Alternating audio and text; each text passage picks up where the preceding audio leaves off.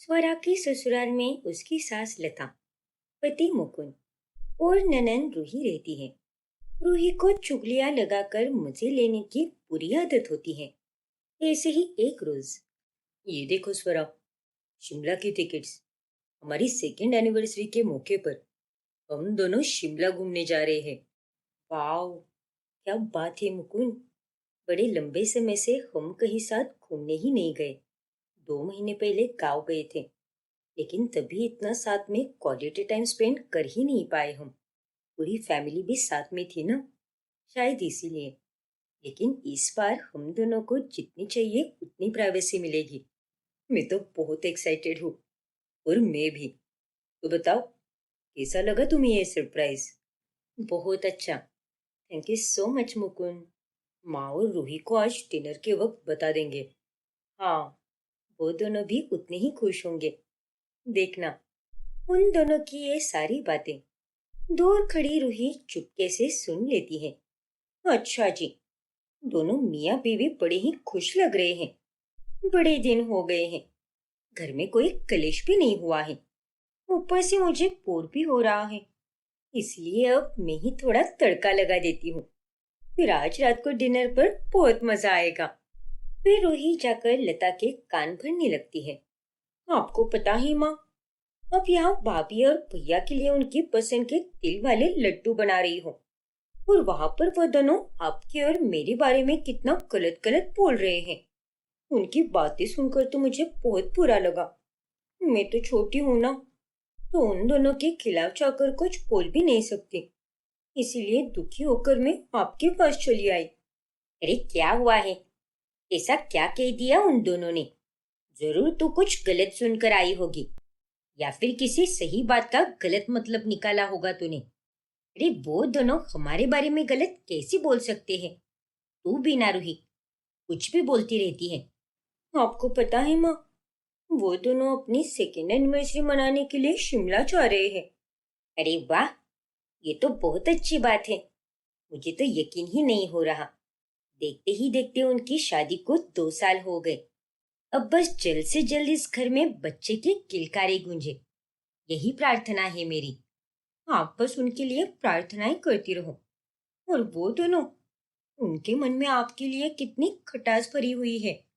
अरे नालायक लड़की, अपने भाई और भाभी के बारे में ये सब क्या बोल रही है तू? वो दोनों आपस में इसी शिमला ट्रिप की बातें कर रहे थे, और फिर उन्होंने कहा कि वो दोनों हमें साथ में नहीं लेकर जाना चाहते, क्योंकि हमारे कारण उन्हें प्राइवेसी नहीं मिलती। और भाभी, वो तो इसी बात का इंतजार कर रही है कि कब मेरी शादी हो जाए और कब आपका विकेट गिर जाए, ताकि ये घर खाली हो जाए और यहाँ पर बस उनका ही राज हो। क्या स्वरा बहू ने ये सब कहा? लेकिन तब हमारा बेटा क्या कर रहा था? मौन होकर चुपचाप सुन रहा था। हाँ माँ, दोनों के दोनों हमारे सामने कुछ और ही बनते हैं और पीठ पीछे कुछ और होते हैं। मैं आपसे कह रही हूँ ना, भाभी के आने के बाद भैया पूरी तरह बदल चुके हैं। अरे मैं तो ये बात 2 साल पहले ही समझ चुकी थी, लेकिन अब आपको 2 सालों के बाद समझ आ रही है। नहीं नहीं, ऐसा नहीं हो सकता। वो मेरे बच्चे हैं और वो मेरे बारे में इतना गलत नहीं बोल सकते। उन्होंने यही कहा है माँ। आपको मुझ पर विश्वास नहीं है क्या? आप उनके सामने मेरा नाम मत लेना, वरना वो दोनों मेरे खिलाफ बुरी बुरी बातें करेंगे और आगे जाकर वो मुझे ही टारगेट करेंगे। ये उन्होंने अच्छा नहीं किया। उनके मन में मेरे लिए इतनी खटास भरी हुई है, और ये बात किसी धोखे से कम नहीं है। फिर रात के समय स्वरा और मुकुंद लता को शिमला ट्रिप के बारे में सब बता देते हैं। और तभी, अरे बस करो, मुझे कुछ भी मत बताओ। अरे माँ जी, आप इतना गुस्सा क्यों हो रही हो? हाँ माँ, सब ठीक तो है ना? अब कुछ भी ठीक नहीं रहा। मैंने तुम दोनों के लिए आज तक क्या कुछ नहीं किया है। अरे दिन रात तुम दोनों के लिए प्रार्थना करती हूँ, और तुम दोनों मेरे पीठ पीछे मेरे बारे में कितना गलत सोचते हो। अरे मैं तो तुम दोनों को अपने आप से भी ज्यादा प्यार करती हूँ, लेकिन तुम दोनों के मन में मेरे लिए एक कौड़ी का भी अच्छा भाव नहीं है। ये आप कैसी बातें कर रही हो माँ जी? हम दोनों आपको भगवान समान मानते हैं। आपके बिना कुछ भी नहीं हमारा। हाँ माँ, आपके मन में ऐसा बुरा ख्याल आया भी कैसे? आज तक हमने हर एक चीज में पहले आपको रखा है। भगवान जी के बाद अगर मैं किसी की पूजा करता हूँ तो वो सिर्फ और सिर्फ आप ही की करता हूँ माँ। अरे बस करो। और कितना झूठ बोलोगे? तुम दोनों को मैं अच्छी तरह से समझ गई हूँ। आज मैंने कमरे के बाहर खड़े रहकर तुम दोनों की सारी बातें सुन ली कि कैसे तुम दोनों मुझसे और रूही से परेशान हो चुके हो और उसकी शादी की और मेरे मरने की राह देख रहे हो ताकि ये घर खाली हो जाए और तुम दोनों को अपनी प्राइवेसी मिले। क्या? ये आप क्या कह रही हो माँ? और ये सब आपने कब सुना? हमने आपके बारे में ऐसा कुछ भी नहीं कहा। और नहीं तो क्या, उल्टा हमने तो ये सोचा था कि आप दोनों को ये बात बताने पर आप दोनों बहुत खुश हो जाएंगे। और माँ जी, प्लीज गलतफहमी मत पालिए। भगवान जी की सौगंध, जैसा आप सोच रही हो वैसा कुछ भी नहीं है। हम दोनों वाकई में आपसे बहुत प्यार करते हैं, बहुत इज्जत करते हैं आपकी।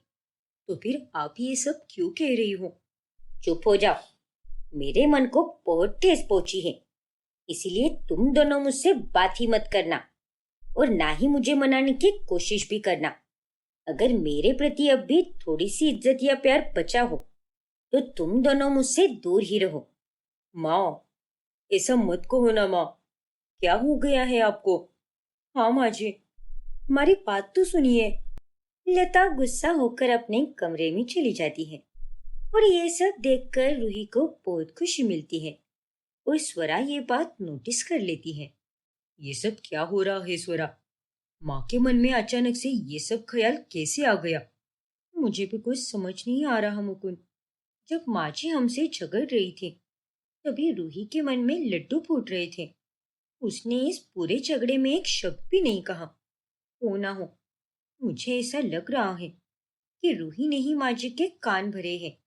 इससे पहले भी जब 2-3 बार माँ जी ने हमारे साथ झगड़े किए हैं तो वह सब के सब बेबुनियाद ही थे और हर लड़ाई में रूही हंसा करती थी। क्या तुम भी स्वरा? जस्ट बिकॉज रूही हंसती है इसका मतलब ये बिल्कुल नहीं कि इन सब में उसका हाथ है। अरे वो तो अभी भी बच्ची है यार।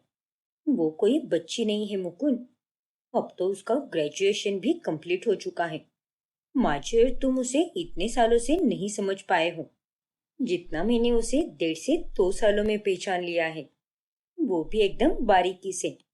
नहीं स्वरा, ये जरूर किसी बाहर वाले का काम है। किसी ने माँ को हमारे खिलाफ भड़काया है। वैसे भी लोगों को अच्छे घरों की खुशियां बर्दाश्त नहीं होती। घर में चल रहे इस कलेश को देखकर रूही को बहुत अच्छा लगता है। आज तो मजा ही आ गया यार। बस पॉपकॉर्न की कमी थी। अगर वो होते तो वो खाते खाते मैं झगड़े देख लेती और उन तीनों के मजे लेती। और अब तो रोज घर में कलेश होगा। और वही होता है। बात बात पर लता स्वरा और मुकुंद को तानी देती है और वो उन दोनों से लड़ती रहती है और इस चलती आग में रूही अच्छे से अपने हाथ सेकती रहती है। ऐसे ही एक दिन, ये सब क्या है भैया? देखना रूही, माँ ऑलरेडी काफी ज्यादा उदास है। ना जाने किस तरह उन्हें ये गलतफहमी हुई है। और अब तो उनका जन्मदिन आने वाला है तो उसी खुशी में मैंने उनके लिए ये सारे महंगे महंगे तोहफे मंगवाए हैं। अरे वाह, ये तो बहुत अच्छी बात है। मुझे भी आप लोगों के बीच का ये मनमुटाव देखकर बिल्कुल अच्छा नहीं लग रहा। घर में सभी साथ खुशी से रहे तो घर में एक रौनक लगती है, वरना तो घर में मातम सा माहौल छाया रहता है, जैसा अभी हमारे घर में छाया हुआ है।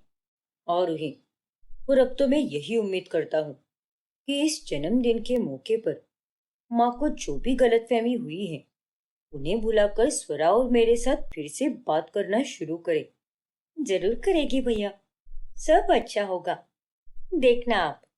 लेकिन रूही फिर से जाकर लता के कान भर देती है। क्या? हाँ माँ, वो दोनों आपके लिए ढेर सारे तोहफे लाए हैं। साथ में ये भी कह रहे थे कि अगर इस घर में रहना है तो इस बुढ़िया को तो खुश करना होगा वरना मरने से पहले जायदाद नहीं देगी ये। इसीलिए फॉर्मेलिटी के तौर पर तोहफे लाए हैं उन्होंने। भाभी तो ये बोल रही थी कि ये बुढ़िया तो है ही लालची, 4 तोहफे देकर तुरंत माफ कर देगी। ये सब सुनकर लता और भी गुस्से से आग बबूला हो जाती है। और फिर रात के 12 बजे जब वह दोनों केक और तोहफे लेकर लता के कमरे में आते हैं, तभी वो सारे तोहफे फेंक देती है। ये आपने क्या किया माँ? वही किया जो मुझे करना चाहिए। अरे तुम दोनों ने ये सब बस नाम के लिए किया है। और क्या कहा था तूने कि मैं लालची हूँ? 4 तोहफे मिलते ही खुश होकर मैं तुम दोनों को माफ कर दूंगी। तो अब सुन लो, मैं तुम दोनों को जिंदगी भर कभी माफ नहीं करूंगी। बहुत हो गया तुम दोनों का। चलो निकल जाओ मेरे कमरे से। आपको आखिर क्या हो गया है माँ जी? जो हमने कहा तो क्या, कहने के बारे में कभी सोचा भी नहीं और ना ही कभी सोच सकते हैं। वो सब आप बोल रही हो कि ये सब हमने कहा है। भला मैं आपको लालची क्यों कहूंगी? आपको कौन भड़का रहा है हमारे खिलाफ? बताइए माँ जी। वो जो कोई भी हो, लेकिन तुम दोनों के असली रंग मेरे सामने आ चुके हैं। मुझे नहीं पता था कि मेरे ही घर पर मैंने आस्तीन के सांप पाल के रखे हैं। लता उन दोनों को बहुत सुनाती है और इस बार स्वरा के साथ साथ मुकुंद भी देख लेता है कि रूही कमरे के बाहर खड़ी रहकर ये सब देखकर बड़ी खुश हो रही है। फिर कुछ दिनों के बाद जब स्वरा अपने मायके गई होती है, तभी अरे भैया, आप यहाँ बैठकर भाभी का वार्डरोब साफ कर रहे हो और वहाँ मार्केट में भाभी 4 लोगों में आपकी बुराई कर रही है क्या? और नहीं तो क्या। आज जब मैं मार्केट गई थी, तभी मुझे वहां पर भाभी और उनकी माँ दिखी। कह रही थी कि बड़ा ही घटिया पति है मेरा, इतना कमाता भी नहीं है, ये एकदम नल्ला है। सास तो एकदम चुड़ैल है चुड़ैल। मन करता है कि तलाक देकर कहीं जाकर दूसरी शादी कर लूं। क्या? ये सब स्वरा कैसे बोल सकती है? आपको मुझ पर विश्वास नहीं है भैया? भला मैं आपसे झूठ क्यों बोलूंगी? मैंने खुद ने अपनी आंखों से देखा है और अपने कानों से सुना भी है सब कुछ। काश मैं ये सब रिकॉर्ड कर लेती। और ये सब अभी आधे घंटे पहले ही हुआ है। क्या बात है रूही, बड़ी ही अच्छी आग लगा देती हो तुम। ये तूने सही नहीं किया रूही। रूही स्वरा को देखकर बहुत घबरा जाती है और साथ ही वहां पर लता भी मौजूद होती है। अरे भाभी, आप यहाँ पर? आप तो 2 दिनों से अपने मायके में हो ना? और कल आने वाली थी आप। मैं तो आज ही आई हूँ रूही, वो भी 2 घंटे पहले। और तुम कौन से आधे घंटे पहले की बात कर रही हो? जबकि मैं तो यहाँ 2 घंटे पहले ही आ गई हूँ। और मुझे समझ आ गया था कि तुम मेरे ही बारे में चुगली कर रही हो। इसीलिए मैंने फौरन माँ जी को बुलाया। अरे ये भी यहाँ पर आने के लिए तैयार नहीं थी, लेकिन फिर मैंने इन्हें भगवान जी की कसम दी और तब जाकर ये यहाँ पर आई है। देखा माँ जी, कैसे आपकी लाडली चुगलियाँ कर रही है ताकि मेरे और मुकुंद के बीच झगड़े हो जाए। ठीक इसी तरह इसने आपके और हमारे बीच में फूट डाली है। क्यों रूही, अब तो चुप क्यों हो गई? बोल ना, अब भी कुछ कहना बाकी है क्या? वो दरअसल वो मैं वही मैं सोचूं कि मेरे इतने नेक और संस्कारी बच्चे मेरे बारे में इतना गलत कैसे बोल सकते हैं। मेरा दिमाग तो इस बात को मान गया था, लेकिन मन नहीं। वो इस बात को मानने के लिए बिल्कुल तैयार नहीं था। और आज तेरी ये काली करतूत अपनी आंखों से देखकर मुझे सब समझ आ गया है कि घर में हो रहे झगड़े का कारण तू ही है। रोहित चुप होकर शर्मिंदगी से नजरें झुकाए खड़ी रहती है और लता उसे एक जोरदार थप्पड़ लगाती है। देखो रोहित, अगर तुम्हें मनोरंजन चाहिए तो टीवी देखो या फिर कोई मूवी देखो। मनोरंजन के बहुत सारे साधन हैं, लेकिन तुम तो इतनी बेशर्म हो कि अपने ही परिवार में चुगलियां लगाकर कलेश कराती हो। और ये देखकर तुम्हें बहुत खुशी होती है। अरे मुझे तो तुम पर पहले से ही शक था, लेकिन अब बस बहुत हो गया ये सब। और अब इसका एक ही फैसला लिया जाएगा। इसने ये जो कुछ भी किया है बहुत गलत किया है और इसकी इस गलती के लिए मैं आज तो क्या, इसे जिंदगी भर कभी माफ नहीं करूंगी। कैसा फैसला माँ? प्लीज माफ कर दो ना मुझे। प्लीज माँ, मैं ये सब करना बंद कर दूंगी। भैया भाभी, प्लीज मुझे माफ कर दीजिए ना। मैं दोबारा ऐसा कभी नहीं करूंगी। तू अब इस घर में नहीं रहेगी। बहुत ले लिया तूने मायके के मजे। अब जा, जाकर ससुराल में रहे। दबाव में रहे वहां पर तू। तुझ जैसी को तो एकदम कठोर ससुराल मिलना चाहिए, तभी जाकर तू सीधी होगी। नहीं माँ, ऐसा मत करो ना। मुझे मुझे इतनी जल्दी शादी नहीं करनी माँ। अभी अभी तो मेरी पढ़ाई पूरी हुई है। मुझे थोड़े मजे करने हैं माँ। सबके मजे ही लेते बैठेगी क्या? अब तेरी बारी है, जहाँ सभी लोग तेरे मजे लेंगे। बिल्कुल सही कह रही है माँ। अब शादी के बाद ही तुम सही हो जाओगी, क्योंकि तुम हमारी बातों से तो सुधरोगी नहीं। नहीं भैया, मैं पूरी तरह सुधर जाऊंगी, लेकिन प्लीज माँ, इतनी जल्दी मेरी शादी मत कराओ ना। अरे चुप हो जा। एक बहुत ही अच्छा रिश्ता आया है पिछले हफ्ते, उन्हीं के साथ फिर से बात करती हूँ। मेरी सहेली है मीनाक्षी, उन्हीं के पहचान के लोग हैं। और तुम दोनों मुझे माफ कर दो बच्चों। इस करमजली की चुगलियों के कारण मैंने तुम दोनों को ना जाने क्या कुछ नहीं कहा। अरे नहीं माँ जी, प्लीज ऐसे माफी मत मांगिए। आपने जो कुछ भी कहा है या फिर जो कुछ भी किया है, सब कुछ गलतफहमी का शिकार होकर किया है। और फिर आप तो हमारी माँ हो, आपकी 100 गालियां भी हमें मंजूर है माँ। आपका हक है वो। इसीलिए प्लीज माफी मांगकर हम पे ये पाप मत चढ़ाइए। कई बार मिन्नतें करने के बावजूद भी लता रूही की एक नहीं सुनती और वो उसकी शादी करा ही देती है। उसके ससुराल में सास जया, ससुर सुरेश, तलाकशुदा ननंद गीतांजलि और पति अभिनव रहते हैं। अरे बहू, तू यहाँ आराम से टीवी क्या देख रही है? थोड़ी ही देर में सुरेश जी के दोस्त आने वाले हैं, तो उनके लिए नाश्ता कौन बनाएगा? अरे क्या अब्बी माँ जी, कितने सारे स्नैक्स पड़े हैं, वही चुपका देंगे ना। नहीं रूही, हम कुछ कहते नहीं इसका मतलब ये बिल्कुल नहीं है कि तुम अपनी हर एक काम में कामचोरी करती रहो। सुरेश जी और उनके दोस्तों को तली भुनी हुई चीजें खाना मना है, इसलिए कुछ अच्छा और सादा नाश्ता बनाओ जिसमें तेल और मसाले ना के बराबर हो। अब चलो जल्दी उठो, वरना ये टीवी मुझे ही बंद करना पड़ेगा। ठीक है माँ जी। गुस्से में उठकर रूही रसोई में नाश्ता बनाने जाती है। ये सब मेरे मायके वालों के कारण हुआ है। भाभी को तो मैं छोड़ूंगी ही नहीं, ना ही वो मेरा पर्दाफाश करती और ना ही माँ मेरी इतनी जल्दी शादी करा देती। इधर आकर मुझे यूं नौकरानी की तरह ये सब करना पड़ रहा है। कहा मैंने ख्वाब देखा था एक अमीर घर की बहुरानी बनने का, और कहा मैं एक मिडिल क्लास घर की नौकरानी बनकर रह गई हूँ। बहू, तुम ये सब कैसे कर सकती हो? पापा जी, आप यहाँ पर?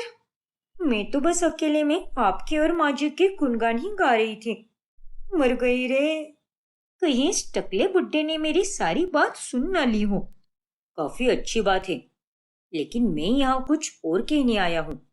मैं तो ये बोल रहा हूँ कि तुमने केवल अपनी सास के लिए ही नई साड़ी लाई है और मेरे लिए कुछ भी नहीं।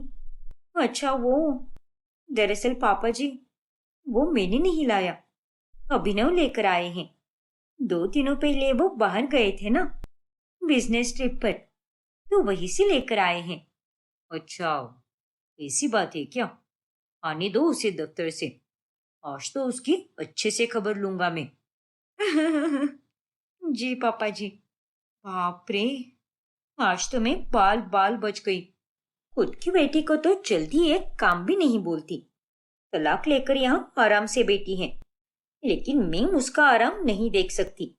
मैं यहाँ पर भी सबके बीच फूट डालकर कलेश कराऊंगी। फिर ये सभी लोग मुझे घर के बाहर निकालेंगे और इस तरह मुझे मायके जाना ही पड़ेगा। वो लोग तो मुझे ले ही लेंगे घर में। बड़े आए मेरी शादी कराने वाले, फिर से जाऊंगी मैं उनके पास, उन सबकी छाती पर मूंग डलने। रूही अपना मास्टर प्लान एग्जीक्यूट करना शुरू कर देती है और वो सबसे पहले गीतांजलि के पास जाकर चुगली करती है। क्यों? हाँ दीदी, माँ जी अपनी सहेली से कह रही थी कि उन्हें अब पोच लगने लगी हो। शादी तोड़कर नाम खराब तो किया ही है, अब आप यहाँ रहकर उन्हें और तकलीफ दे रही हो। आप उनके द्वारा दिखाए गए नए लड़कों को रिजेक्ट भी कर रही हो ना। उस बात की उन्हें बहुत मिर्ची लग रही है। वो तो बस किसी भी तरह आपकी दूसरी शादी कराकर आपको यहाँ से रफा दफा करना चाहती है। ये माँ ने सही नहीं किया। मेरे सामने तो कितनी अच्छी बनती है और पीठ पीछे लोगों को ये सब कहती है। फिर थोड़ी ही देर बाद गीतांजलि अपना सारा सामान लेकर घर छोड़कर जाने लगती है और यह देखकर घर के सभी लोग हैरान रह जाते हैं।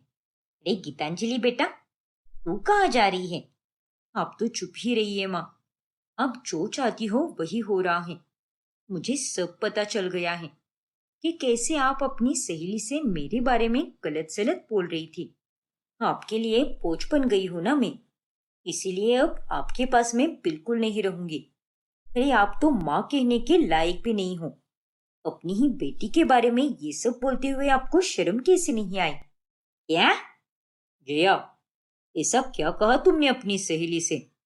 मैंने अपनी सहेली से केवल यही कहा है कि जल्द से जल्द गीतांजलि का अच्छा हो जाए और वो खुशी खुशी अपने जीवन की नई शुरुआत करे। ये बोझ वगैरह कहना तो दूर की बात है। मैं तो ये सब कहने के बारे में भी बिल्कुल नहीं सोच सकती। गीतांजलि बेटा, मेरा विश्वास कर, मैं तेरी माँ हूँ और भला मैं तेरे बारे में ये सब कैसे बोल सकती हूँ? वही तो सबसे बड़ा धोखा दिया है आपने मुझे। एक माँ होकर आपने अपनी ही बेटी के लिए ये सब कहा है। लेकिन तुझे ये सब किसने बताया? तूने अपनी आंखों से देखा है क्या, या फिर सुना ही मेरी बातों को? नहीं ना, क्योंकि मैंने ऐसा कुछ कहा ही नहीं है। जरूर तुझे किसी ने भड़काया है। चोर की चोरी पकड़ी जाने पर वो 100 बहाने बनाता है, ठीक वैसे ही जैसे आप अभी बना रही हो। लेकिन मैं आपकी एक बात पर भी विश्वास नहीं करने वाली। जा रही हूं मैं यहाँ से। गीतांजलि बेटा रुक जा। हाँ बेटा, रुक जा मेरी बच्ची, मुझे छोड़कर मत जा। लेकिन गीतांजलि किसी की नहीं सुनती और वो घर छोड़कर चली जाती है और ये सब देखकर रूही खुशी से चहकने लगती है। जया और बाकी घर वाले गीतांजलि को घर लाने की बहुत कोशिश करते हैं, लेकिन वो बिल्कुल नहीं मानती और वो अपनी सहेली के पास जाकर रुकती है। मेरा विश्वास कीजिए सुरेश जी, मैंने ऐसा कुछ भी नहीं कहा है। जरूर किसी ने उसे मेरे खिलाफ भड़काया है और भला मैं उसके बारे में ऐसा क्यों कहूंगी? देखो जया, तुम्हें ज्यादा सफाई देने की कोई जरूरत नहीं है। लगभग अपनी आधी जिंदगी बिताई है मैंने तुम्हारे साथ, इसीलिए मैं अच्छे से जानता हूँ कि तुम अपनी बेटी के लिए ये सब बोल ही नहीं सकती। लेकिन अगर तुमने ये सब नहीं कहा तो फिर गीतांजलि को किसने भड़काया? वही तो मुझे कुछ समझ नहीं आ रहा। जब तुम अपनी सहेली से बातें कर रही थी तब वहां पर और कोई मौजूद था क्या? हाँ, मेरी सहेली हमारे घर आई थी और तभी घर में कोई भी नहीं था सिवाय रूही के। इसका मतलब ये सब रूही का ही किया धरा है और इसीलिए वो गीतांजलि के जाने के दौरान इतना मुस्कुरा रही थी। सच कहूँ तो मुझे उसमें पहले दिन से ही खोट नजर आ रही है। उसकी हरकतें, उसकी तेज जुबान, और तो और मैंने ये भी सुना है कि उसके मायके वालों ने उसकी शादी इसीलिए कराई है क्योंकि वो सबके बीच झगड़े लगाती थी। पर मैंने लोगों की कई बातों पर जरा भी विश्वास नहीं किया। पर अब जब सारी बातों को एक साथ जोड़ दूं, तो मुझे उन सब की बातें सही लगने लगी हैं। जहां एक तरफ जया और सुरेश को रूही पर शक हो जाता है, वहीं दूसरी तरफ उसके मायके में ना जाने रूही वहां पर कैसे रह रही होगी। सुधर चुकी होगी या फिर वहां भी वही हरकतें कर रही होगी जो वो यहाँ पर किया करती थी। नहीं नहीं, ससुराल जाकर वो बराबर लाइन पर आ जाएगी, देखना तुम। आशा करती हूँ कि वैसा ही हो माँ जी। अरे माँ, सुरेश अंकल का कॉल आया था। और वो कह रहे थे कि फिर मुकुंद वहां रूही ने की हुई काली करतूत के बारे में सबको बताता है।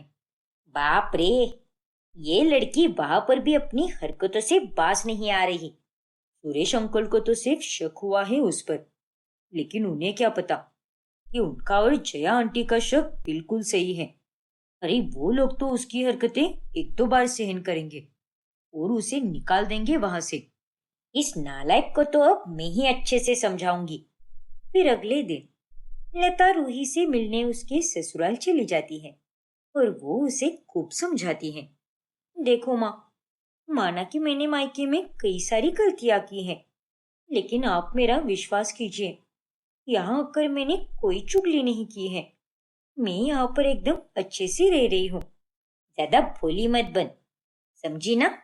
तेरे सास ससुर को तुझ पर पूरी तरह शक हो चुका है, लेकिन उन्होंने तुझे सामने से कुछ भी नहीं कहा, लेकिन हमें उन्होंने सब बताया है।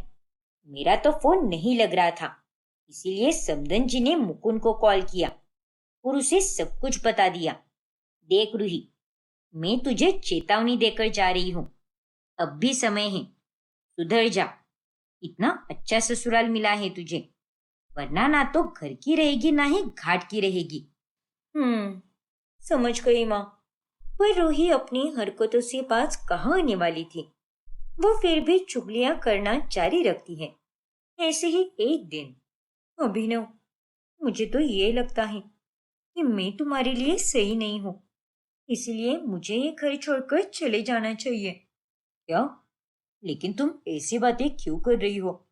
मानता हूँ कि हमारी अरेंज मैरिज हुई है, लेकिन तुम एक बहुत ही अच्छी इंसान हो और मुझे तुम्हारे साथ रहना अच्छा लगता है। लेकिन तुम्हारे माँ पापा ये बात नहीं मानते अभिनव। वो दोनों आपस में कह रहे थे कि वो तुम्हारी शादी किसी और के साथ करा देंगे। वो दोनों मुझे नापसंद करते हैं।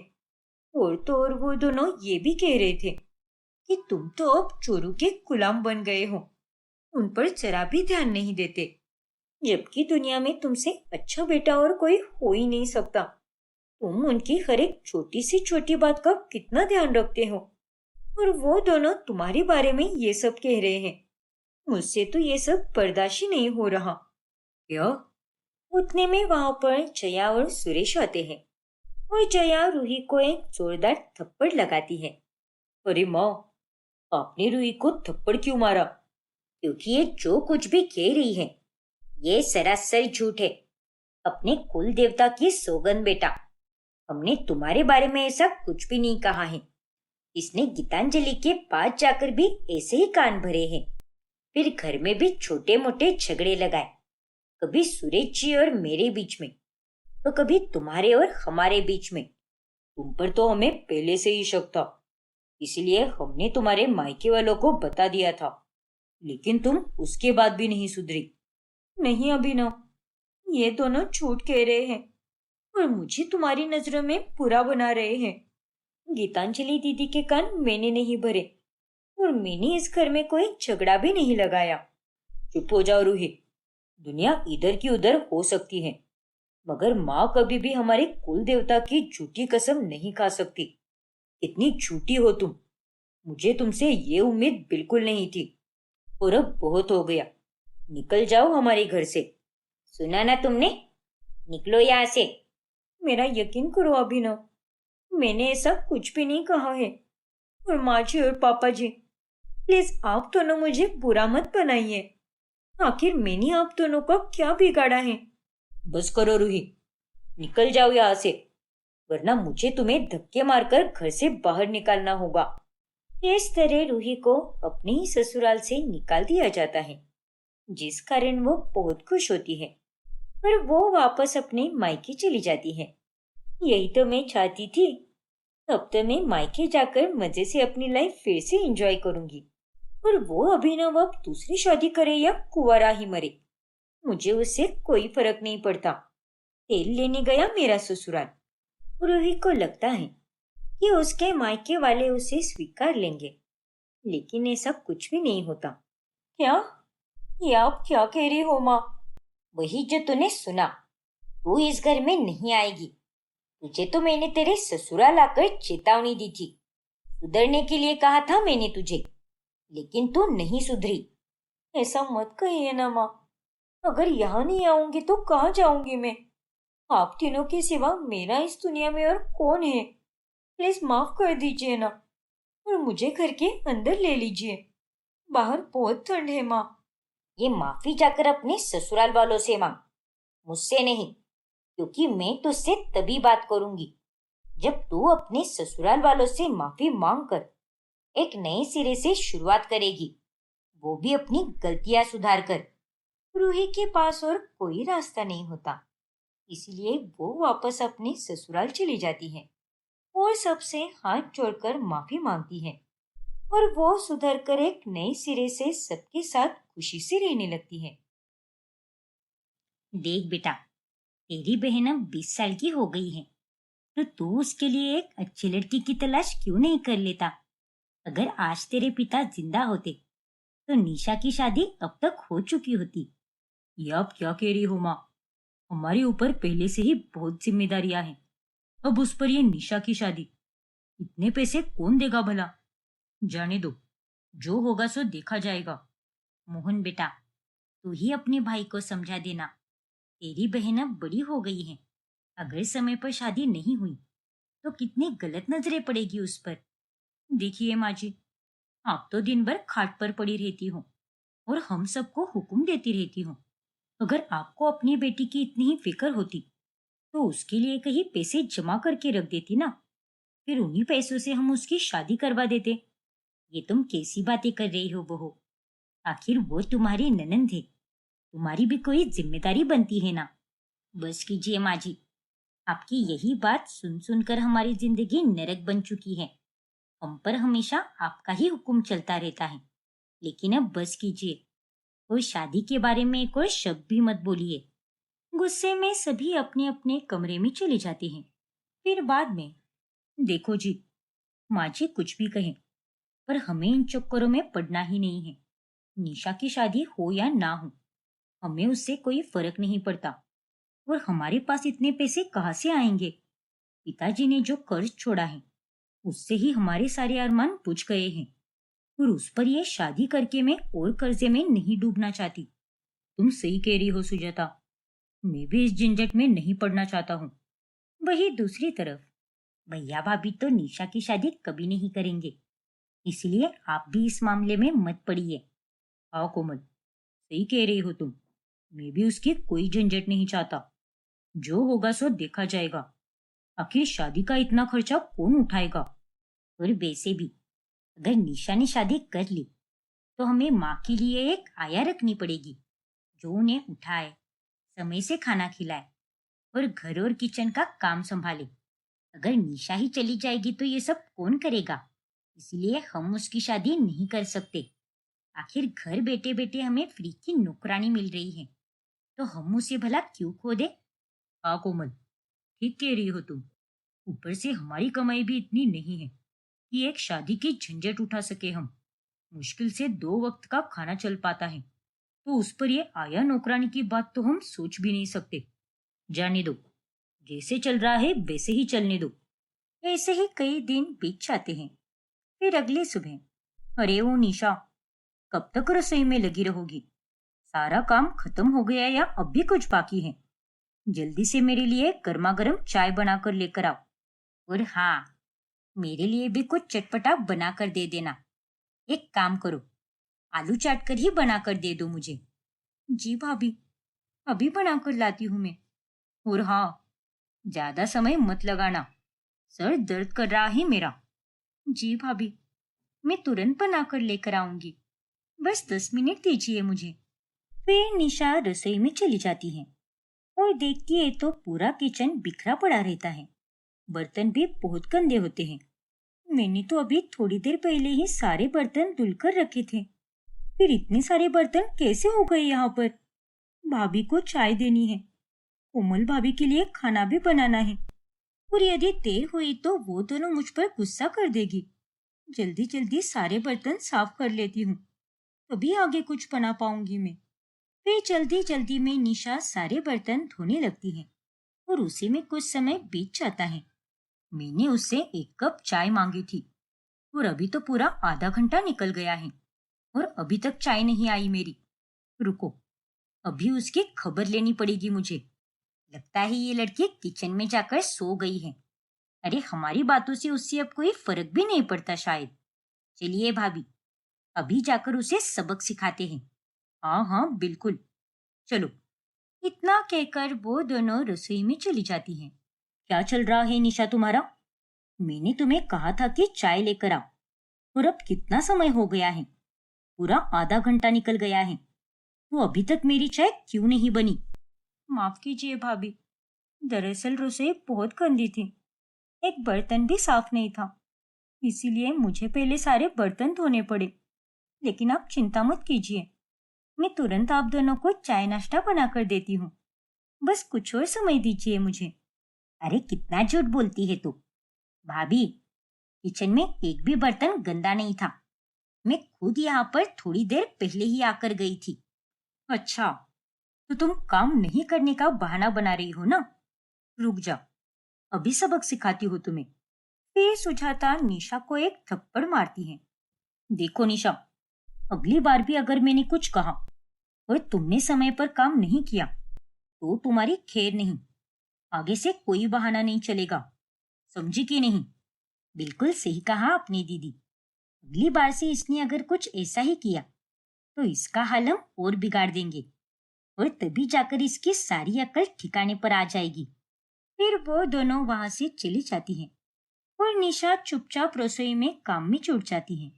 मैंने तो कोई गलती भी नहीं की, फिर भी भाभी मुझे हमेशा गलत समझती है और मार बैठती है मुझे। फिर रसोई का सारा काम निपटा कर निशा अपनी माँ के पास चली जाती है। क्या हुआ बेटी? सुबह से दोपहर हो गई और तुमने अभी तक कुछ खाया भी नहीं क्या? और तुम्हारे गाल पर ये निशान कैसा है? भाभी ने मुझे थप्पड़ मारा माँ। हे भगवान, तू इतना क्यों सहती है बेटी? ये लोग इंसान नहीं है, जानवर है जानवर। अरे तू इन्हें जवाब क्यों नहीं देती? क्यों सहती है इतना? नहीं माँ, मैं भाई और भाभी को कोई जवाब नहीं देना चाहती। अगर मैं इन्हें कुछ कहूंगी तो मेरा गुस्सा वो आप पर निकाल देगी, और वो लोग तो अपने ही है ना। मेरे साथ जो भी करें, मुझे उससे कोई दिक्कत नहीं है। पर आप तो ठीक हो ना? बस यही सोचकर मुझे बहुत खुशी मिलती है। पता नहीं भगवान जी मेरी भोली भाली बेटी को इतनी तकलीफ क्यों दे रहा है। मेरी दोनों बहुएं इतनी चालाक और लोमड़ी जैसी हैं कि वो तुम्हें जीने तक नहीं देती। पता नहीं तुम्हारी तकलीफ कब खत्म होगी बेटा। आप चिंता मत कीजिए माँ। कल शुक्रवार था ना, तो मैं कल मंदिर चली गई थी।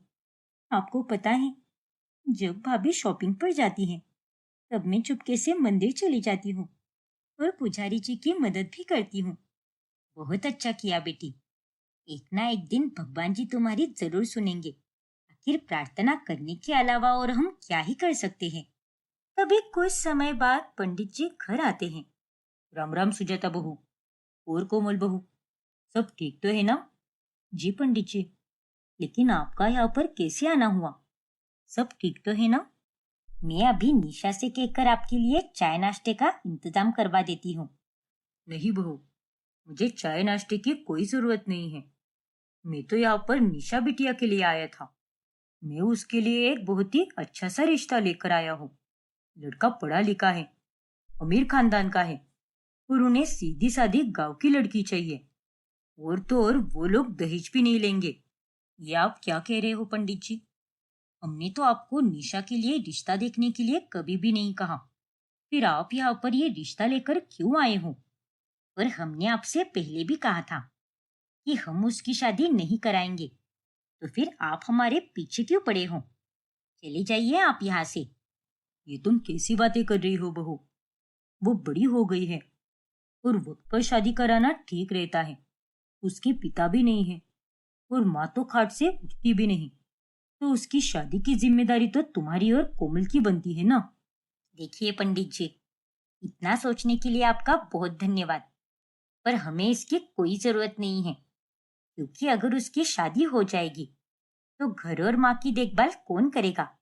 हमसे तो ये सब बिल्कुल नहीं हो पाएगा। इसीलिए कृपा करके यहाँ से चले जाइए। अरे एक बार लड़की की फोटो तो देख लो। लड़का बहुत ही सुंदर है। और वो लोग तो दहेज भी नहीं लेंगे, शादी भी वही करवाएंगे। तो फिर आप दोनों को क्या दिक्कत है? देखिए पंडित जी, वो लोग दहेज ले या ना ले, लेकिन हम उसकी शादी नहीं कराएंगे। और अब आप यहाँ से जा सकते हो। पंडित जी उदास होकर वहां से चले जाते हैं और तभी उन्हें सुनेना मिलती है। अरे पंडित जी, आप लीलावती बहन जी के घर क्या करने गए थे? और आप इतने उदास क्यों लग रहे हो? अब मैं आपको क्या बताऊं। ये दोनों बहुएं एकदम लालची और चालाक है। बेचारी निशा से हमेशा नौकरानी की तरह काम कराती रहती है।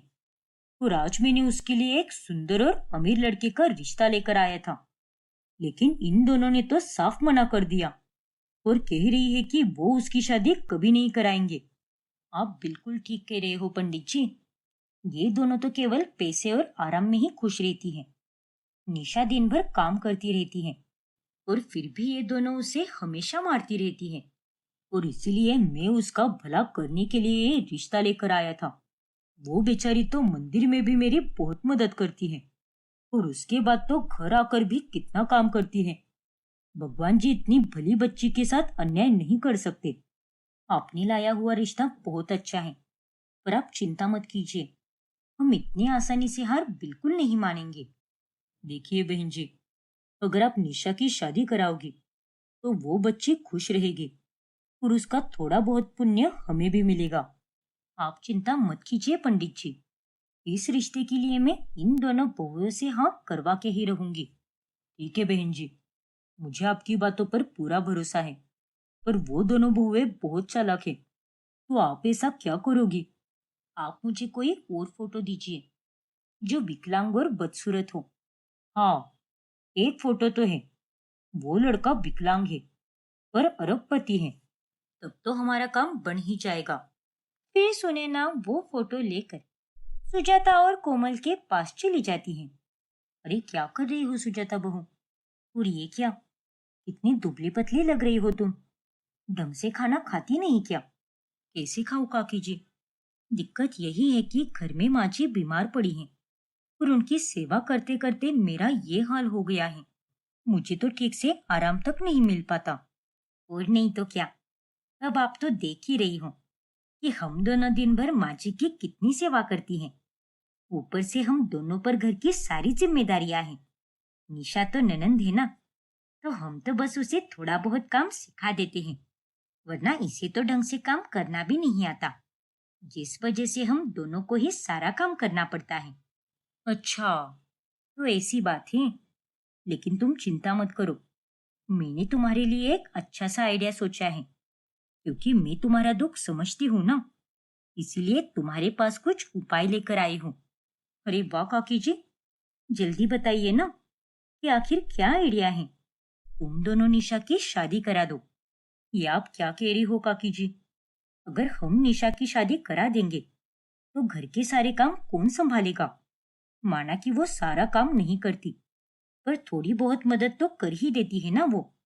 और हमारे ऊपर कितने सारे खर्चे हैं, तो उसमें हम निशा की शादी नहीं करा पाएंगे। अरे बहू, पहले मेरी पूरी बात तो सुन लो।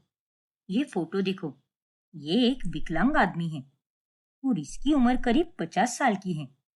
और ये आदमी इस उम्र में शादी करना चाहता है ताकि इसकी देखभाल हो सके। अरे इसकी तो करोड़ों की संपत्ति है। पर तुम दोनों अगर निशा की शादी उससे करा दोगी तो तुम्हारी तो लॉटरी निकल जाएगी। पर वो तो विकलांग है ना, तो उससे शादी करा के हमारी लॉटरी कैसे निकलेगी? अरे तुम मेरी बात समझ ही नहीं रही। डॉक्टर कहते हैं कि वो कभी ठीक नहीं होगा और ज्यादा दिन नहीं बच पाएगा।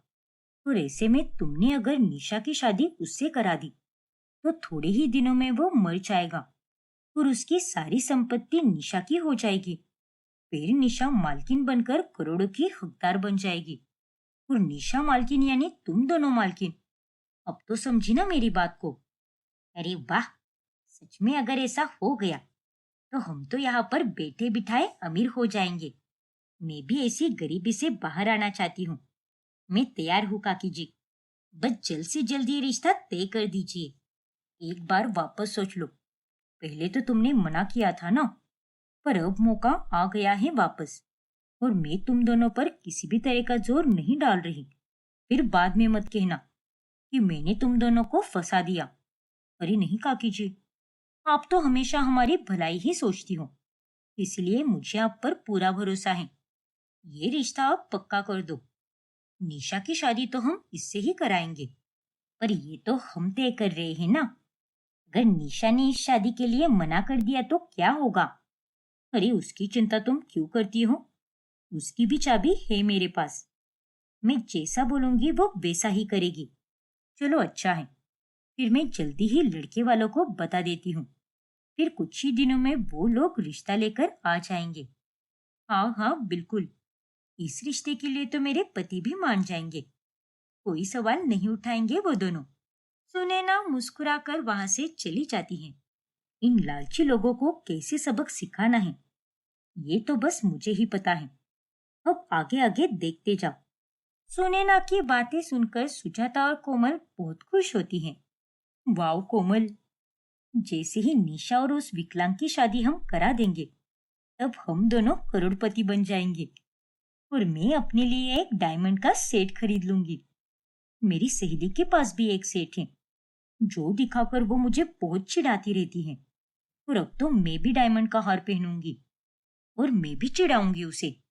हाँ दीदी, फिर मैं भी अपने लिए एक डायमंड का हार बनवा लूंगी, और अपने मायके जाकर मैं सबको दिखाऊंगी कि मेरे पति कितने अमीर है। बस हम किसी तरह निशा को इस शादी के लिए राजी कर दे, फिर आगे जो होगा वो हम देख ही लेंगे। आप चिंता मत करो दीदी, ये तो हमारे बाएं हाथ का खेल है। आखिर करोड़पति बनने का इतना अच्छा मौका मिला है, तो ये चांस तो हम बिल्कुल नहीं गवा सकते। अरे क्या कर रही हो तुम? जल्दी से खाने को दे दो ना, बहुत जोर से भूख लगी है हमें। अरे जी 2 मिनट शांत रहिए, मैं आपको कुछ ऐसा बताने वाली हूँ जिससे आपकी भूख ही मिट जाएगी। अरे आखिर ऐसा क्या बताओगी तुम जिससे मेरी भूख मिट जाए? हाँ भाभी, जल्दी बताइए ना, आखिर ऐसी कौन सी न्यूज़ है? ये फोटो देखो, ये लड़का हमने निशा के लिए फाइनल किया है। कैसा है? और ये तो विकलांग है, और इसकी एज भी 50 से ज्यादा लग रही है। इतना बूढ़ा आदमी, अरे इससे मैं अपनी बहन की शादी कैसे कराऊं? अरे भैया, आप इसकी उम्र पर मत जाइए, इसकी दौलत पर जाइए। ये तो करोड़ों का मालिक है, और बीमार भी है। अगर हमने निशा की शादी इससे करा दी तो कुछ ही दिनों में ये मर जाएगा। डॉक्टर ने ही ऐसा कहा है, और उसकी करोड़ों की संपत्ति हमारे हाथ आ जाएगी। अरे वाह, ये तो बहुत ही अच्छी बात है। शायद तुम दोनों ठीक कह रही हो, पर माँ और निशा इस शादी के लिए कभी तैयार नहीं होंगे। अगर हम ही तैयार हैं, तो उन्हें भी तैयार होना ही पड़ेगा। चलो, हम अभी जाकर माँ जी से बात करते हैं। फिर वो चारों मिलकर लीलावती के पास जाते हैं। अरे क्या हुआ, तुम सब एक साथ कैसे आ गए? कोई खास बात करनी है क्या? तुम कहती थी ना माँ कि निशा की शादी के लिए कोई लड़का देखना चाहिए, तो मैंने एक लड़का देख लिया है।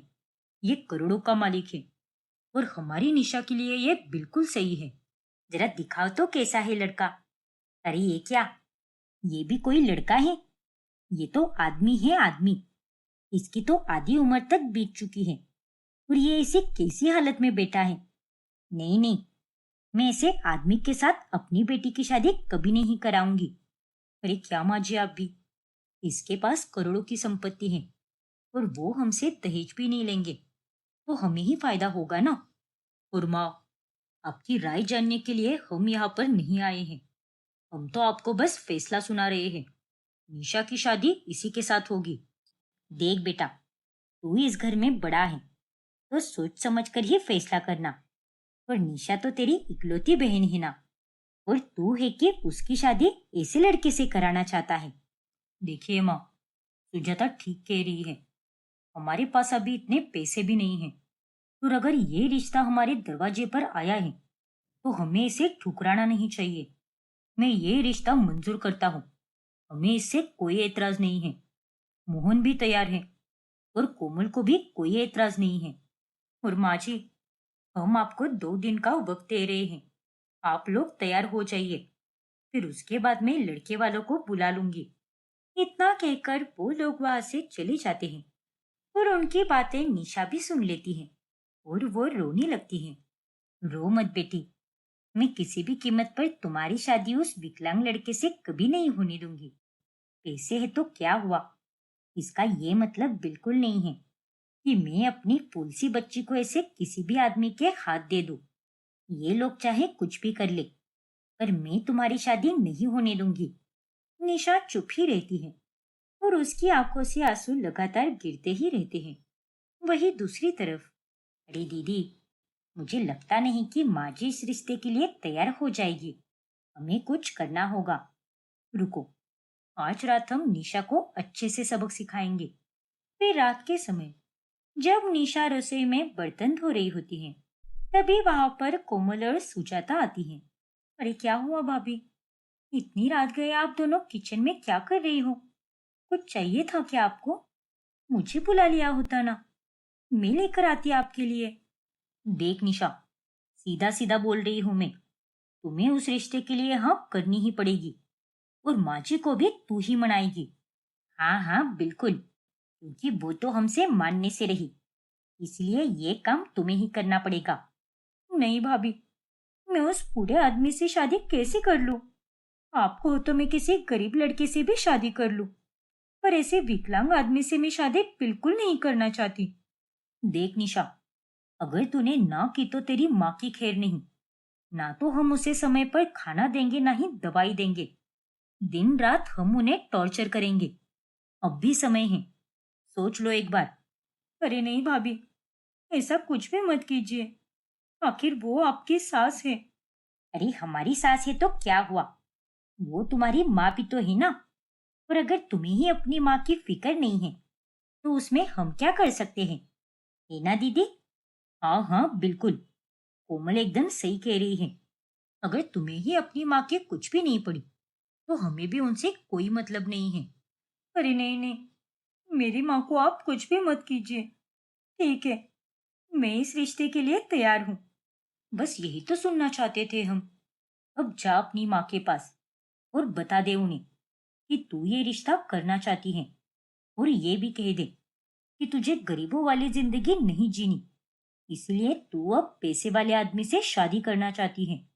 समझी कि नहीं? अरे नहीं भाभी, मैं ऐसा नहीं कह पाऊंगी।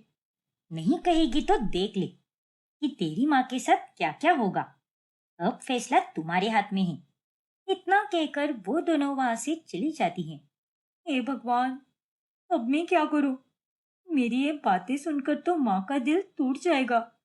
अपने आप को संभाल कर निशा अपनी माँ के पास चली जाती है। क्या हुआ बेटी, इतनी रात हो गई है, सोई नहीं क्या तू अभी तक? और तेरा चेहरा इतना उतरा हुआ क्यों है?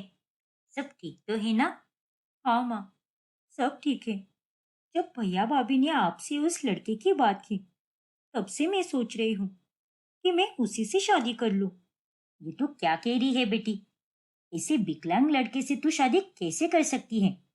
नहीं नहीं, बिल्कुल नहीं। विकलांग है तो क्या हुआ माँ, वो पैसे वाला तो है ना।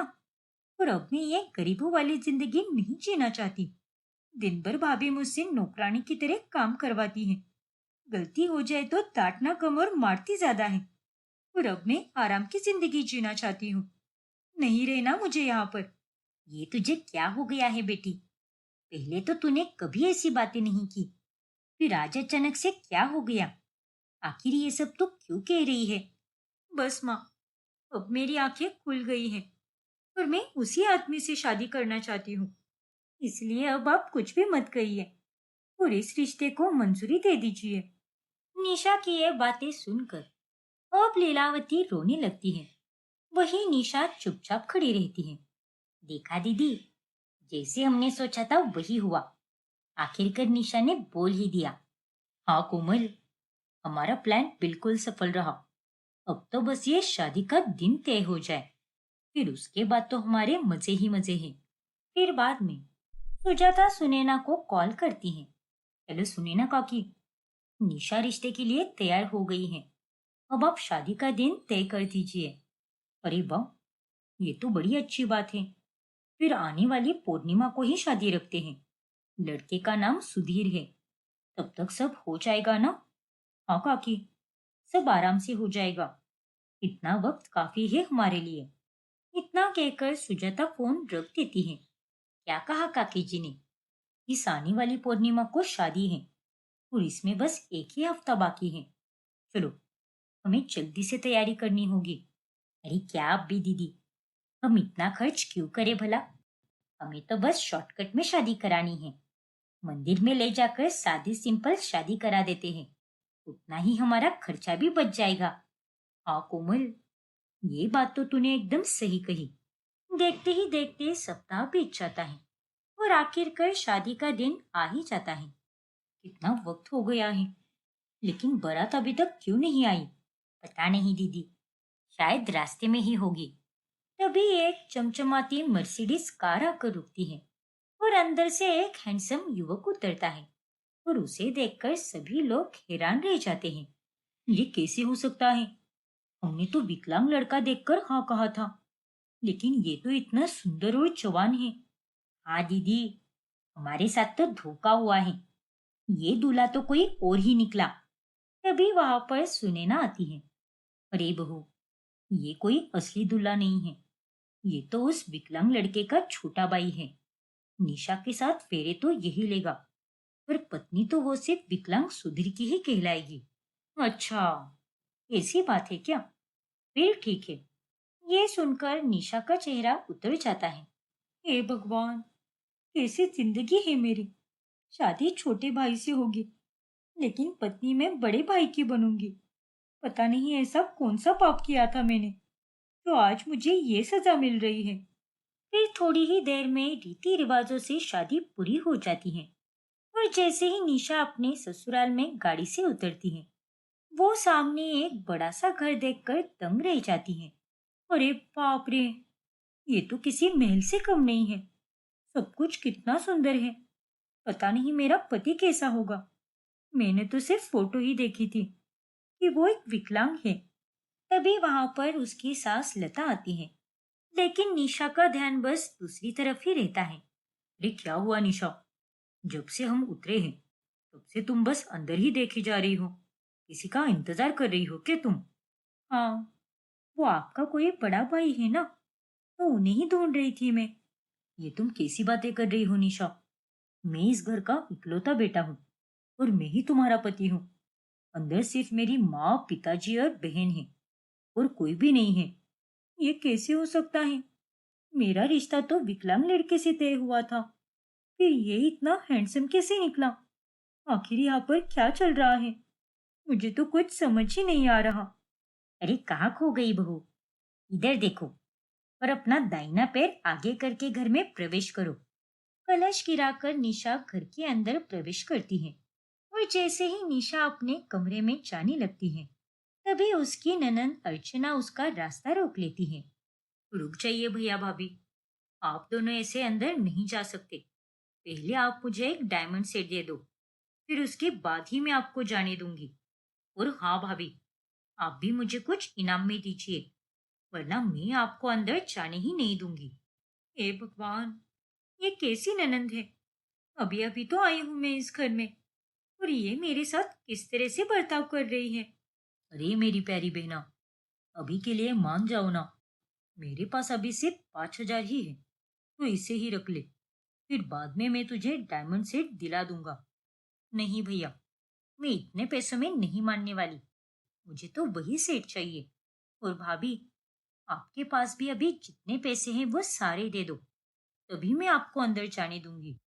लेकिन मेरे पास तो बहुत थोड़े ही पैसे हैं। हाँ तो ठीक है ना, जितने भी पैसे हैं वो सारे दे दो। फिर निशा अपने सारे पैसे देती है और अर्चना मुस्कुराकर वहां से चली जाती है। तुम बुरा मत मानना निशा, मेरी ये छोटी बहन बहुत ही जिद्दी है और तुम्हें इससे बचकर रहना है। अब चलो, अंदर चलते हैं।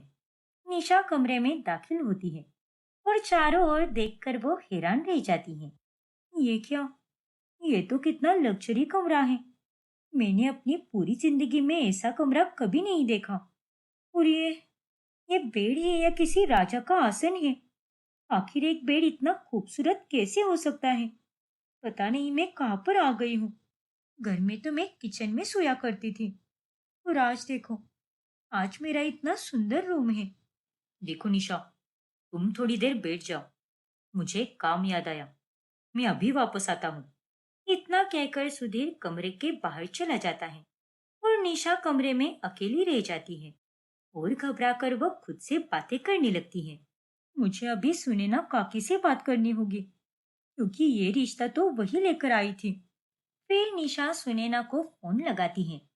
काकी जी, ये सब क्या हो रहा है काकी जी?